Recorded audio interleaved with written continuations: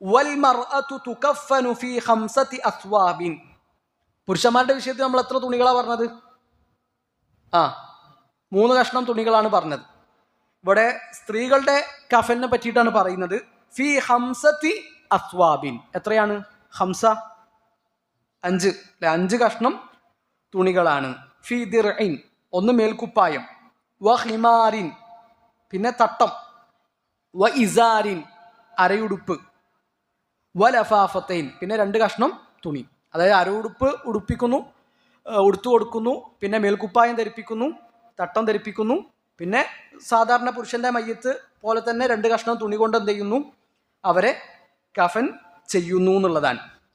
അതിനൊരു ക്രമം ലജ്നത്തു ദായിമ, സൗദി അറേബ്യയുടെ ഒക്കെ ഔദ്യോഗിക ഫത്വ ബോർഡായ ലജ്നത്തു ദായിമ പറയുന്നുണ്ട്. ആദ്യം എന്ത് ചെയ്യുക? അരയുടുപ്പ് ധരിപ്പിക്കുക. എങ്ങനെ?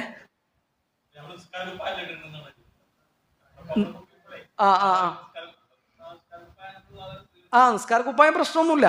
അത് ശരീരം പൂർണ്ണമായിട്ടും അറിയാന്നുള്ളതാണ്. അതിൽ 5 കഷ്ണം തുണി എന്ന് പറയുമ്പോഴേ കഫൻ തുണി 2 മതി. ഒന്നുകൂടി വിശദമായിട്ട് വരുന്നുണ്ട്, വിഷയങ്ങൾ വരുന്നുണ്ട്. അപ്പോൾ ഒന്ന് എന്ത് ചെയ്യുക? അരയുടുപ്പ് അവിടെ അരയുടുപ്പ് കൊണ്ട് മറച്ചു കൊടുക്കുക, പിന്നെ മേൽക്കുപ്പായം, പിന്നെ എന്ത് ചെയ്യുക? തട്ടം. അപ്പോൾ 3 ആയി. പിന്നെ 2 കഷ്ണം തുണി കൊണ്ട് എന്ത് ചെയ്യുക? പൊതിയുക.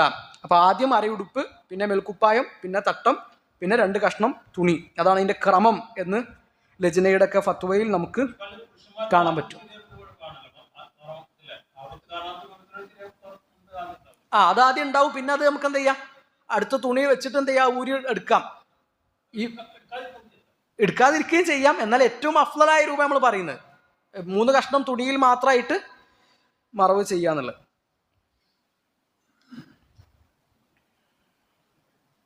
അപ്പോൾ ഇവിടെ പുരുഷന്മാരെക്കാളും കൂടുതൽ തുണി ഉപയോഗിക്കുന്നത് സ്ത്രീകൾക്കാണ്.